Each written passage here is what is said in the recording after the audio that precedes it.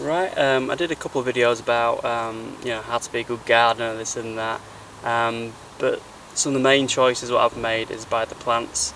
Now, always grow what you like to eat, so this is my choices, but they're also like easy things to grow, and they self-seed a lot of them as well, or they're just perennials. So the first one is miner's lettuce or winter purslane. I'm just going to mention it like this and then go off to the next plants, and then you can look it up afterwards. The second plant I like a lot is this is lamb's lettuce. So I'm trying to get loads of seeds off at the moment. The only one problem with lamb's lettuce I've had is I think I've bunched it up too much and it's getting some mildew and other fungal problems down there.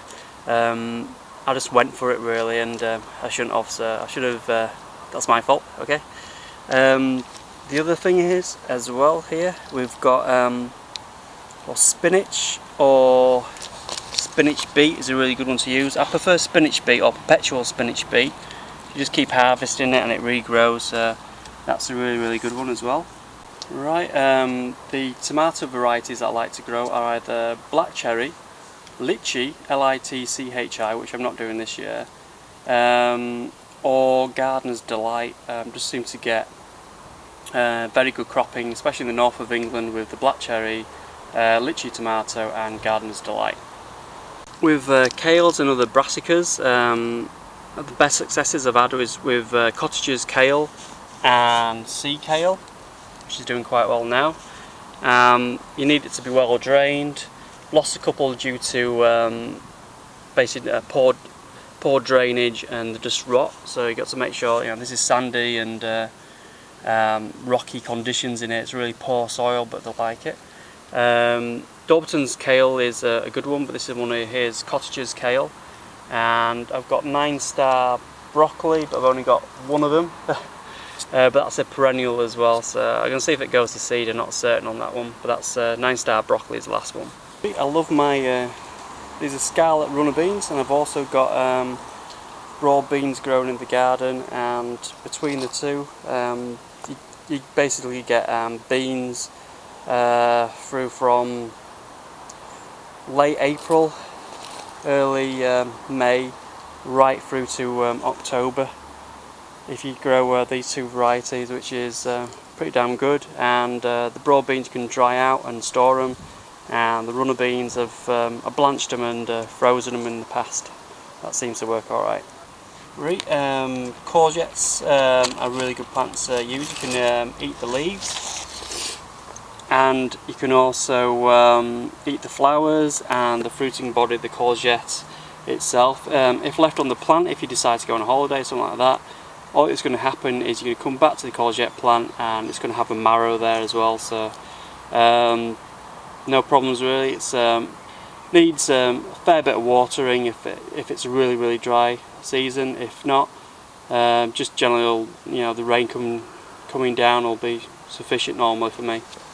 Herbs in general are really easy to keep. They need little water. You pick them up for next to nothing. Once you've got various ones like the the marjorans and the oreganos, they're pretty much there for life. And they self-seed everywhere. There's some chives as well. There's some parsley I'm growing here. But with the any herbs, it's you don't need to water them much. Very good if you're going on holiday a lot, or if you're not at home a lot, you just want to go in the garden and harvest them. Just plant them. If you want them to taste better, plant them in full sun. Good drained soil, and that's it really. Just let them go. I've had them in clay soil, compost, all kinds of different sandy soils, and they're always done well. As have mint as well. This is another herb, but it's mint is one that you want to keep into a separate pot. I should mention that as well, because they do spread quite a lot.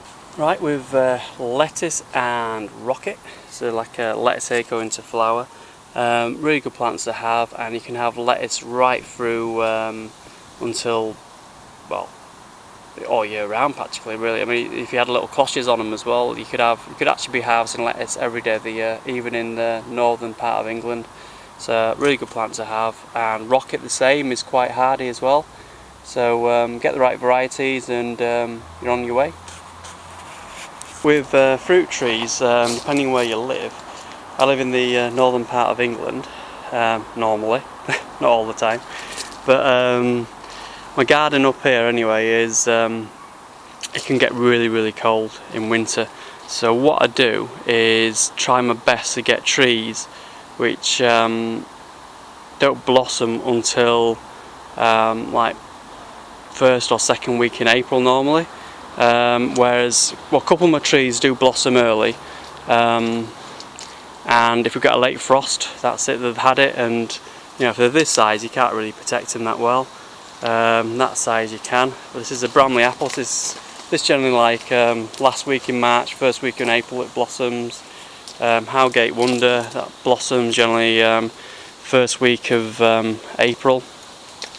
These are like normal years, but this one over here, I don't know what it's called, but this one is a frost hardy for the flowers. So if the blossoms come out and there's a late frost, it just won't damage the blossom, and so you're still guaranteed a decent crop off it.